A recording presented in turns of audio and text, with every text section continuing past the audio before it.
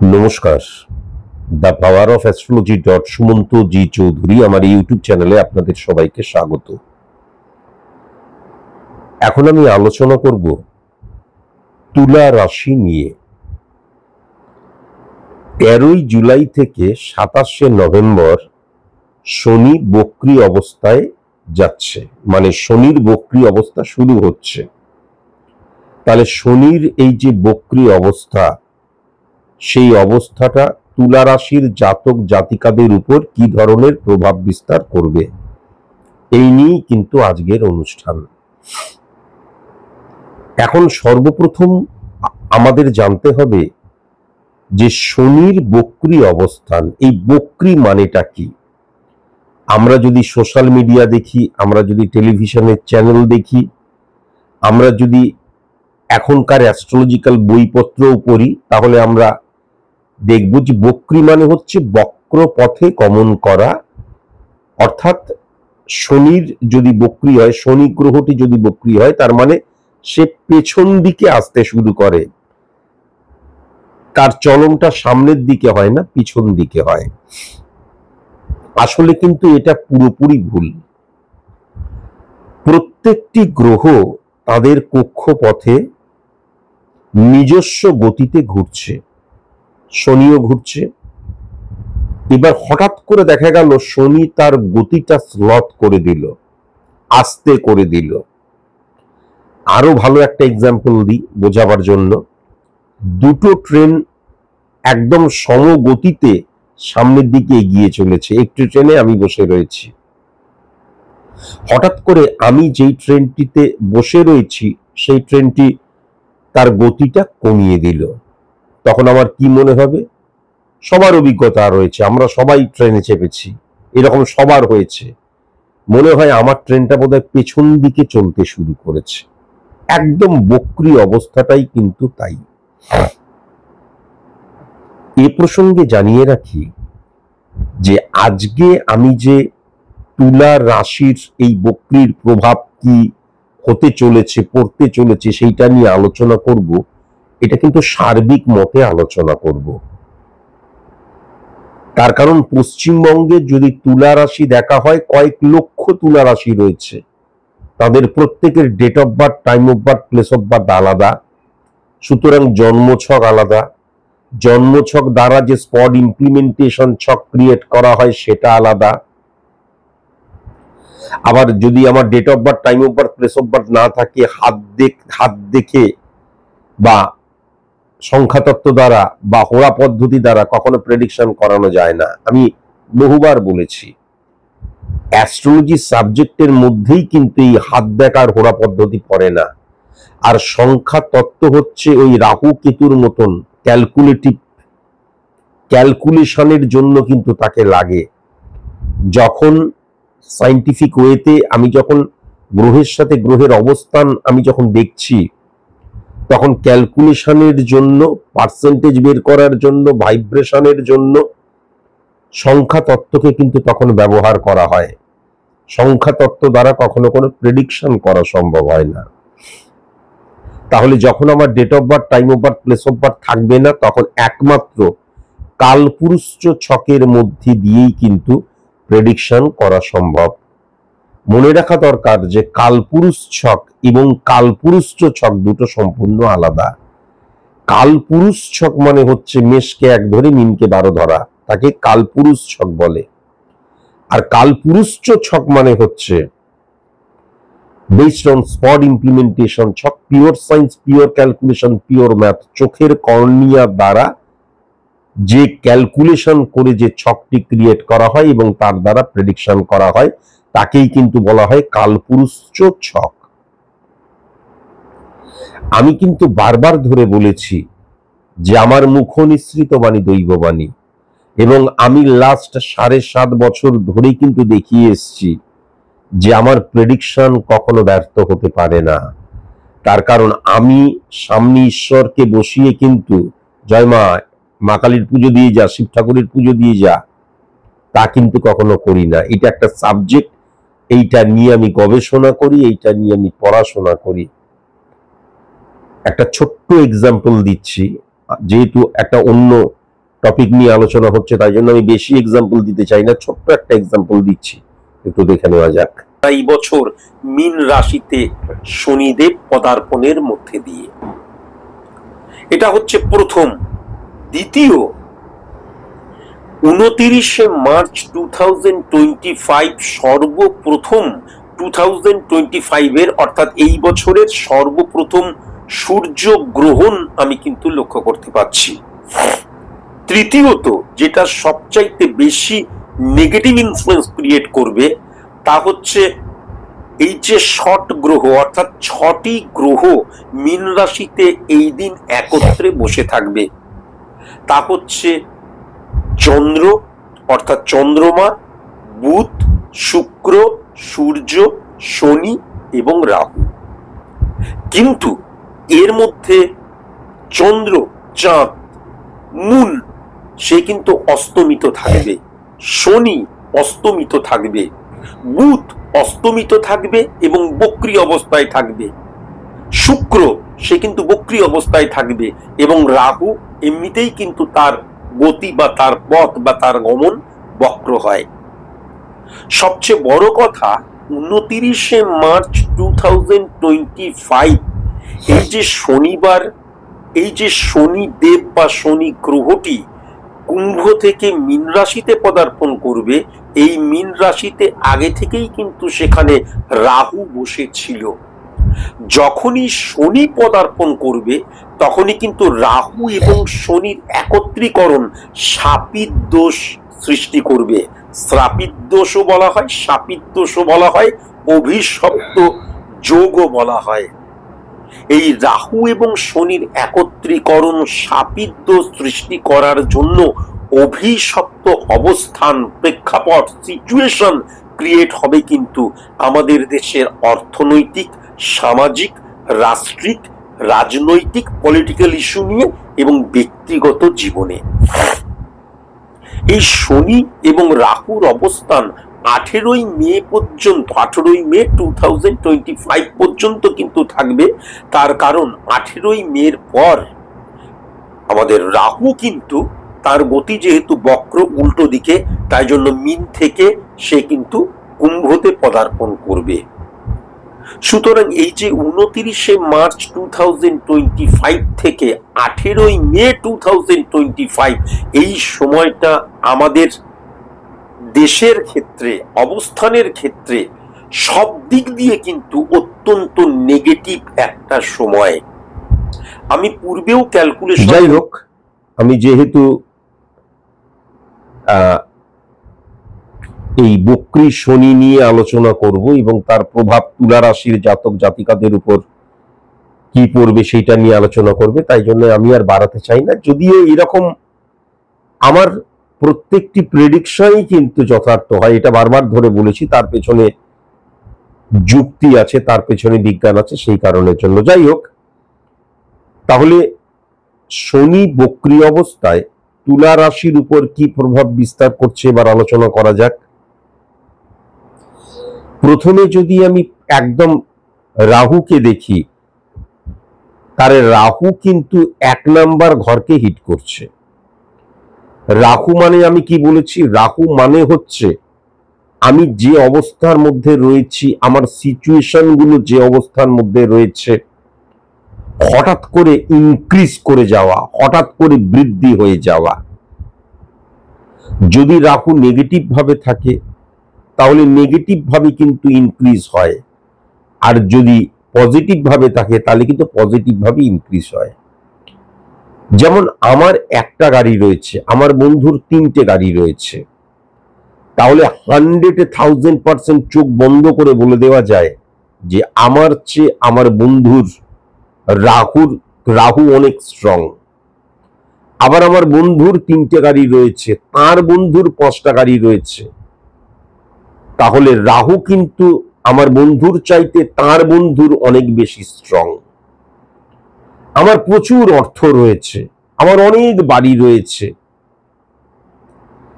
আমার মানে বিশ্ব ভরা সুখ্যাতি রয়েছে, এই যে অনেককে বোঝাতে কিন্তু আমরা রাহুকে জেনে থাকি। রাহু প্রথমত হচ্ছে আমাদের যে অবস্থান সেটাকে ইনক্রিজ করে দেয়। আবার বলছি, নেগেটিভ হলে নেগেটিভ ভাবে ইনক্রিজ করে, পজিটিভ হলে পজিটিভ ভাবে ইনক্রিজ করে। কিন্তু রাহু ইলিউশন, আবেগ, ইমোশনকেও কিন্তু রিপ্রেজেন্ট করে।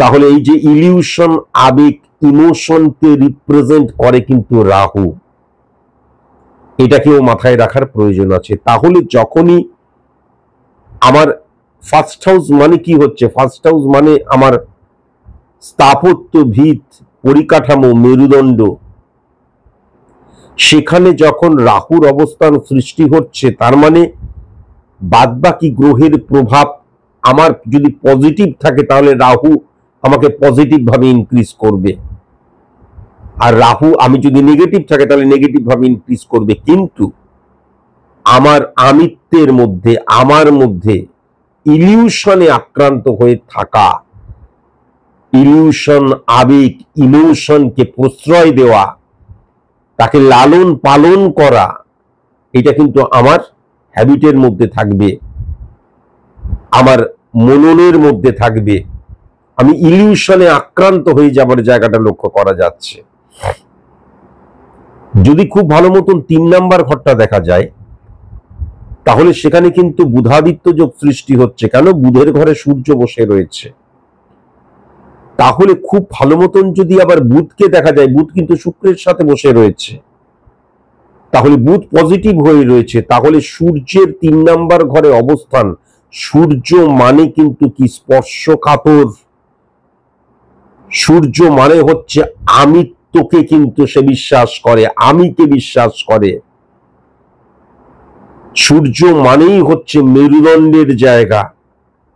হ্যাঁ, আমার ব্যক্তিত্ব, আমার গাম্ভীর্য, আমার পার্সোনালিটি, সমস্ত কিছু কিন্তু এক্সট্রিম পর্যায়ে থাকে যখন সূর্য পজিটিভ থাকে। কিন্তু মনে রাখা দরকার আছে, সূর্য সম্পর্কে বলতে গিয়ে আমি বহুবার বলেছি, সূর্য কিন্তু ফ্লাকচুয়েশনেরও কারকতা, ফ্লাকচুয়েশন ক্রিয়েট করে কিন্তু সূর্য।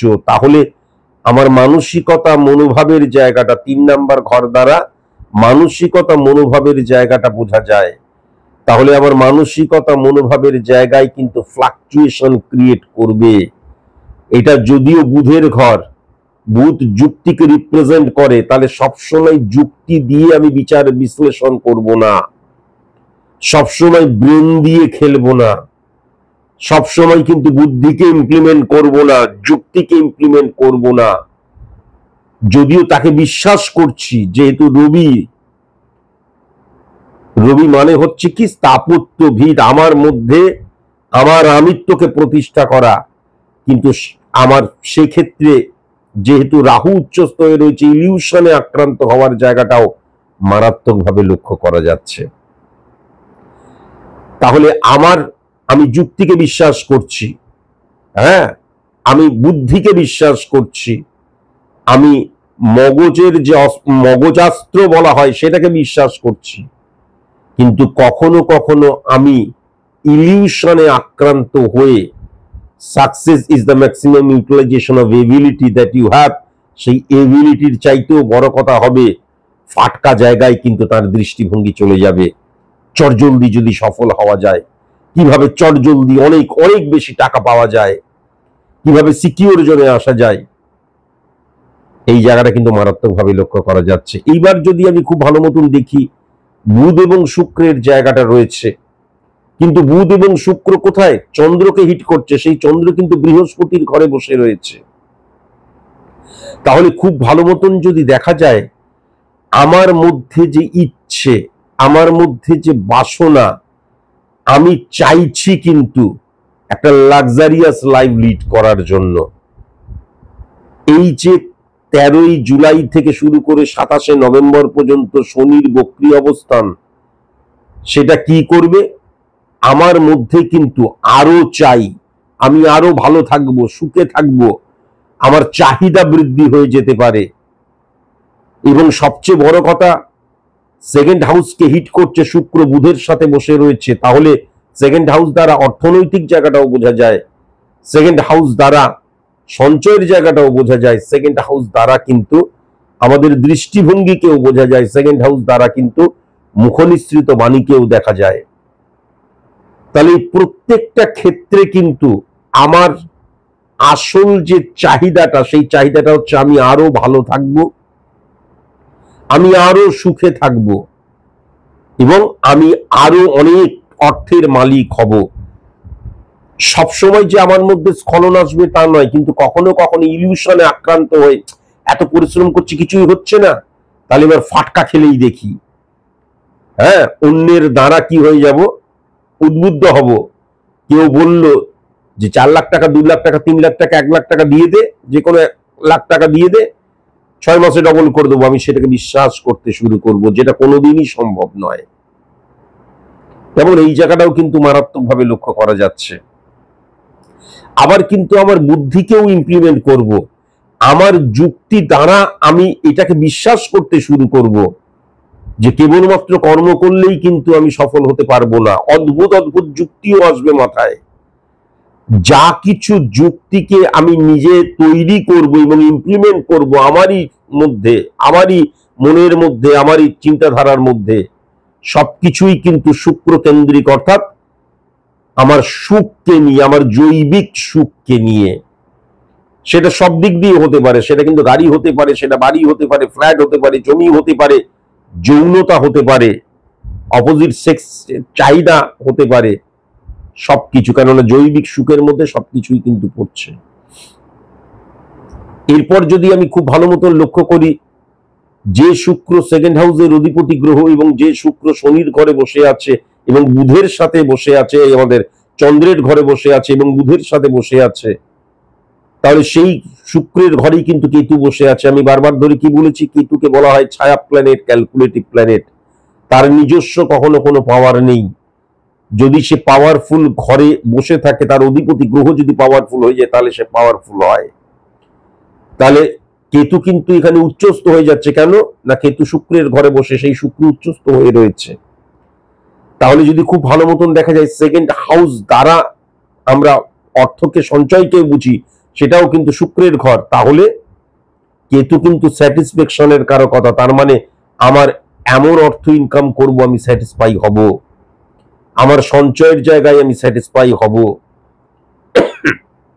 আমার দৃষ্টিভঙ্গির জায়গায় আমি স্যাটিসফ্যাকশন আসবে, আমি এমন ভাবে মানুষের সাথে কথা বলবো, মানুষ স্যাটিসফাই হবে। এগুলো কিন্তু ডেফিনিট ভাবে বলা যায়। সময়টা কিন্তু খুব একটা খারাপ নয়। শনির বক্রী অবস্থায় আমি যেটা দেখতে পাচ্ছি, যে তুলা রাশির কিন্তু বেশ ভালো সময়, এটাও কিন্তু আমি দেখতে পাচ্ছি। কিন্তু আমি যদি আবার লক্ষ্য করি, তাহলে শনি কিন্তু কোথায় বসে রয়েছে? শনি কিন্তু মঙ্গলের ঘরে বসে রয়েছে। তাহলে মঙ্গল এবং শনির অবস্থান কি করে? মঙ্গল এবং শনির অবস্থান, শনির যে প্রভাব, ডিসিপ্লিন, লিগেল অ্যাক্টিভিটিস, হ্যাঁ, নিয়মানুবর্তিতা, কঠোর পরিশ্রম, সততা, এই সমস্ত কিছুকে কিন্তু উল্লঙ্ঘন করে ফেলে। কিন্তু সেই মঙ্গলকেই যদি লক্ষ্য করা যায় বৃহস্পতির ঘরে বসে, তাহলে মঙ্গল নেগেটিভ নেই। সুতরাং আমার কোনো একটা টার্গেট রয়েছে, সেই টার্গেটটাকে অ্যাচিভ করার জন্য ডু অর ডাই সিচুয়েশনে যখন আমি খেলছি, তখন আমার মধ্যে কোনো ডিসিপ্লিন থাকছে না। আমি সারা রাত ধরেও কিন্তু কাজ করতে পারি।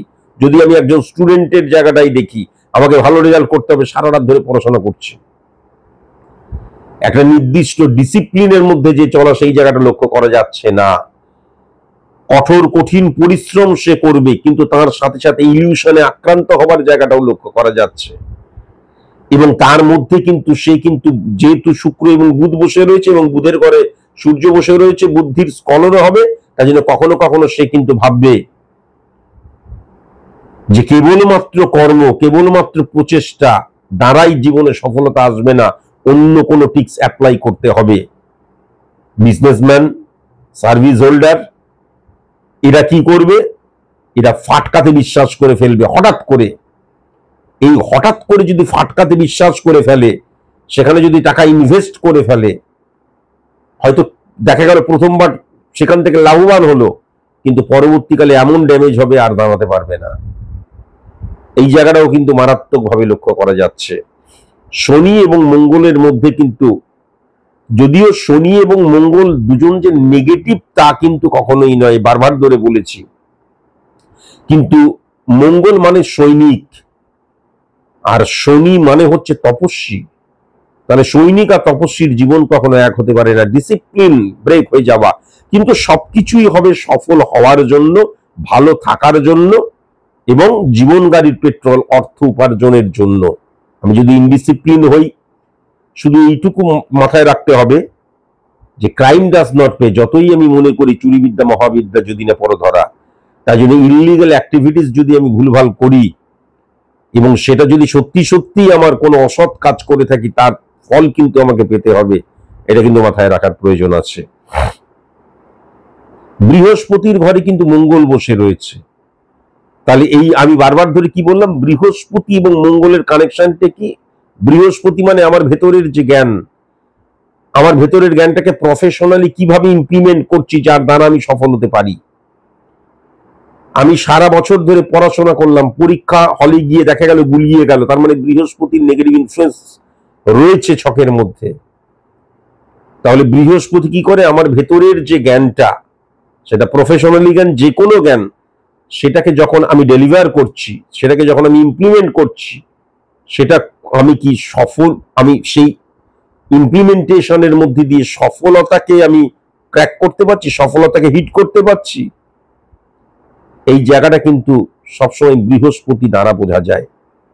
তাহলে এই জায়গায় কিন্তু এগ্রেশনের জায়গা, এই জায়গায় কিন্তু কি হয়, শারীরিক কসরতের জায়গা। আমার ভেতরের জ্ঞানকে ইমপ্লিমেন্ট করার সাথে সাথে যখন আমার মধ্যে একটা সৈনিকের মেজাজ থাকবে, সৈনিকের বডি ল্যাঙ্গুয়েজ থাকবে এবং আমাকে পারতেই হবে, করতেই হবে, এই ডবলিকার যখন চলে আসবে, সেটা অত্যন্ত পাওয়ারফুল হয়ে যায়। সবচেয়ে বড় কথা, বৃহস্পতি এবং শনির কম্বিনেশন, মুখ দিয়ে যারা বিজনেস করে, যেমন সেলস মার্কেটিং এর জায়গা, বাচিক শিল্পীরা, হ্যাঁ, তারপরে হচ্ছে আমাদের কমিউনিকেশন রিলেটেড, টেলিকমিউনিকেশন, নানান কিছু রয়েছে, এটা আমার চাইতে আপনারা ভালো জানবেন, তারা কিন্তু টেরিফিক বিজনেস করতে পারে। সুতরাং সেলস মার্কেটিং এর জায়গাটা, হ্যাঁ, তারপরে হচ্ছে বাচিক শিল্পীরা, তারপরে পারফর্মিং আর্ট, তারপরে কমিউনিকেশন রিলেটেড যে কোনো বিজনেসের জায়গাটা টেরিফিক আমি লক্ষ্য করতে পারছি, টেরিফিক। আবার বৃহস্পতির ঘরে মঙ্গল বসে রয়েছে, আমি বারবার ধরে বললাম, এই আমাদের শনির ঘরে শনির ঘরে বৃহস্পতি বসে রয়েছে, আবার শনির ঘরে বৃহস্পতি বসে রয়েছে, শনির ঘরে বৃহস্পতি বসে রয়েছে, কিন্তু মঙ্গলকেও হিট করছে, সেটাও আমি বললাম। হ্যাঁ, তাহলে আমি বারবার ধরে বললামই যেটা, সেটা হচ্ছে আমার ভেতরের যে জ্ঞানটা, সেই জ্ঞানটা আমি প্রফেশনালি ইমপ্লিমেন্ট করছি ফর সাকসেস, অ্যাচিভ সাকসেস। তখনই আমি সফলতা পাবো যখন আমি লিগ্যাল অ্যাক্টিভিটিস করব, যখন আমি ডিসিপ্লিন হব এবং যখন আমি কঠিন পরিশ্রম করব। তার কারণ শনির অবস্থান কিন্তু জানিয়ে দিচ্ছে যে তোমার ভেতরের যে জ্ঞান, সেই জ্ঞানটা সফল তুমি তখনই হবে যখন তুমি ডিসিপ্লিন ওয়াইজ কিন্তু সেই কাজ করবে, যখন কিন্তু তুমি নিয়মানুবর্তিতার সাথে এবং ইললিগ্যাল অ্যাক্টিভিটিসের সাথে জড়িয়ে যাবে না। এবং বাস্তববাদী গ্রহ বলা হয় কিন্তু শনিকে, শনি মানে হচ্ছে কট্টর বাস্তববাদী। তাহলে ইলিউশনে আক্রান্ত কখনোই তুমি হবে না, তবেই কিন্তু তোমার ভেতরের যে জ্ঞানটা, সেই জ্ঞানটাকে প্রফেশনালি ইমপ্লিমেন্ট করতে পারবে ফর সাকসেস, অ্যাচিভ সাকসেস। কেমন এই জায়গাটাও কিন্তু লক্ষ্য করা যাচ্ছে। আবার বৃহস্পতির ঘরে কিন্তু চন্দ্র বসে রয়েছে। তাহলে আমার মন অত্যন্ত পজিটিভ জায়গা লক্ষ্য করতে পারছি, তার কারণ আমার ভেতরের যে জ্ঞানটা, সেই জ্ঞানটা আমি এমনি এমনি বিলিয়ে দেব না, আমার সফলতার জন্যই তাকে আমি ব্যবহার করব, সেটা কিন্তু আমার মন জানবে। মনে রাখা দরকার আছে, এই চন্দ্র মানে যেমন মন, সেরকম চন্দ্র থেকেই কিন্তু মানে মন থেকেই কিন্তু দৃষ্টিভঙ্গির জায়গাটা লক্ষ্য করা যায়, মন থেকেই কিন্তু মানসিকতা, মনোভাবের জায়গাটাও লক্ষ্য করা যায়। তাহলে সেই জায়গাগুলো কিন্তু অত্যন্ত পজিটিভ হয়ে যাচ্ছে। কিন্তু 3 নাম্বার ঘরে যখন সূর্য বসে রয়েছে, তখন ফ্লাকচুয়েশনের জায়গাটাও মারাত্মকভাবে লক্ষ্য করা যাচ্ছে। তার কারণ আমার জেতার খিদে, আমার পাওয়ার খিদে, হ্যাঁ, বা আমার চাহিদা এক্সেসিভ হয়ে যাচ্ছে, তখন কি হচ্ছে, তখন আমার আমার চাহিদার যোগান দিতে গিয়ে আমার আরো অর্থ চাই, আরো অর্থ চাই, তখন কিন্তু আমি ভুল পথে চলে যেতে পারি, ইল্লিগেল অ্যাক্টিভিটিস এর সাথে জড়িয়ে পড়তে পারি, বা তখন দেখা গেল আমি কোনো ফাটকাকে বিশ্বাস করে ফেললাম। কিন্তু মনে রাখা দরকার আছে, এই ফাটকা বা ইল্লিগেল অ্যাক্টিভিটিস বা ইলিউশন, এইগুলোকে যদি আমি সাথে নিয়ে চলি, তাহলে কিন্তু তুলা রাশির জাতক জাতিকাদের এই যে 137 বা 138 দিন সম্ভবত অ্যাভারেজ যাবে, খারাপ যাবে না, অ্যাভারেজ যাবে। কিন্তু এইগুলোকে যদি দূরে সরিয়ে রাখতে পারি, তাহলে টেরিফিক যাবে, এটা কিন্তু ডেফিনিট ভাবে বলা যায়। এখন তুলা রাশির জাতক জাতিকা আমি আগেই বললাম কয়েক লক্ষ রয়েছে, তাই জন্য এটা একটা সার্বিক আলোচনা করলাম। যদি আপনারা মনে করেন যে আমি নির্দিষ্টভাবে আমার ছকটি প্রেডিকশন করাবো, তাহলে কোনো সাইন্টিফিক অ্যাস্ট্রোলজারের কাছে যাবেন। সাইন্টিফিক অ্যাস্ট্রোলজার মানে যিনি জন্মছক দ্বারা স্পট ইমপ্লিমেন্টেশন ছক ক্রিয়েট করতে পারেন, এবং প্রেডিকশনের সময় জন্মছক এবং স্পট ইমপ্লিমেন্টেশন ছককে কিন্তু ট্যালি করে প্রেডিকশন করা হয়। ফার্স্ট। সেকেন্ড কথা যেটা, সেটা হচ্ছে আমার যখন date of birth, time of birth, place of birth থাকবে না, তখন কালপুরুষ ছকের মধ্যে দিয়ে কিন্তু প্রেডিকশন করা হবে, যেটা আমি আগেই বললাম। এখন যদি আপনারা মনে করেন যে স্যার আমি আপনার কাছে যাব, আমি বারবার বলে রাখছি, যারা কেবলমাত্র ইউটিউবে অনুষ্ঠান দেখছেন, আমার কিন্তু টেলিভিশনে প্রতিদিন 7টা করে অনুষ্ঠান হয়, এটা মাথায় রাখার প্রয়োজন আছে। আমার কিন্তু 7টা করে লাইভ অনুষ্ঠান প্রত্যেকদিন টেলিভিশনে হয়, Shri Shri TV, channel vision, Shri Bangla, এই 3টে চ্যানেলে। তেমন যদি মনে করেন যে আমার কাছে আসবেন, তাহলে প্রথম যেটা, সেটা যদি সেলিব্রিটি হন আপনি, তাহলে আমার কাছে আসবেন না, আমি সাধারণ মানুষের জন্য, সেলিব্রিটিদের জন্য নয়। দ্বিতীয়ত, আপনি যদি হাতের মধ্যে জেমস্টোন পরে থাকেন, জীবনে কখনো আমার কাছে আসবেন না। এতদিনে বুঝেই গেছেন আমি কিন্তু সব বুঝতে পারি, আমি ভালোর যতটা ভালো, খারাপের তার চাইতেও দ্বিগুণ খারাপ হতে পারি, এটা নিশ্চয়ই এতদিনে বুঝে গেছেন। তাই যারা জেমস্টোন পরে আছেন তারা কখনো কিন্তু আসবেন না। যখন আমার কাছে আসবেন, কেবলমাত্র স্যারের ফিস 1500 টাকা নিয়ে আমি চলে গেলাম, জেনে চলে আসি না। সিরিয়াস যারা, তারাই কেবল আসবেন, আমার চেম্বারে ভিড় করার দরকার নেই। অর্থাৎ আমি স্যারের কাছে যাচ্ছি, প্রেডিকশন করাচ্ছি, প্রেডিকশন করি, আমি নেগেটিভিটি জানবো এবং নেগেটিভিটিটাকে আমি ফাইন্ড আউট করছি, শর্ট আউট করবো রেমিডিয়াল প্রসেস অ্যাপ্লিকেশনের মধ্যে দিয়ে। এই মানসিকতা যদি থাকে তবেই আসবেন। মনে রাখবেন, একজন অ্যাস্ট্রোলজার কিন্তু প্রেডিক্টর, সমাজ সংস্কারক নয়। সুতরাং তার কাজটাই হচ্ছে আপনার নেগেটিভ সাইডটাকে তুলে ধরা, পজিটিভ সাইডটার রেকটিফিকেশনের প্রয়োজন হয় না। তাই পজিটিভ সাইড নিয়ে কখনো কিন্তু কোনো অ্যাস্ট্রোলজার আলোচনা করে না। আমি পরিশেষে আবার বলছি, জেমস্টোন পরে আসবেন না, আর কেবলমাত্র জেনে আসি তো কখনো করতে যাবেন না। এটা একটা মারাত্মক রোগের সৃষ্টি হয়ে গেছে, কোন রকমের ফিস নিয়ে আমি একটু জেনে আসি তো, কখনো নয়, কখনো নয়। এটা কিন্তু অবশ্যই মাথায় রাখবেন। আমি পরিষ্কার যাচ্ছি, নেগেটিভিটিকে ফাইন্ড আউট করছি, এবং তারপর অবশ্যই কিন্তু রেমিডিয়াল প্রসেস অ্যাপ্লিকেশনের মধ্যে দিয়ে সেটাকে শর্ট আউট করব। এই সিরিয়াসনেস যদি থাকে তবেই আসবেন, আদারওয়াইজ আসবেন না। আজকের মতন এইটুকুই, নমস্কার।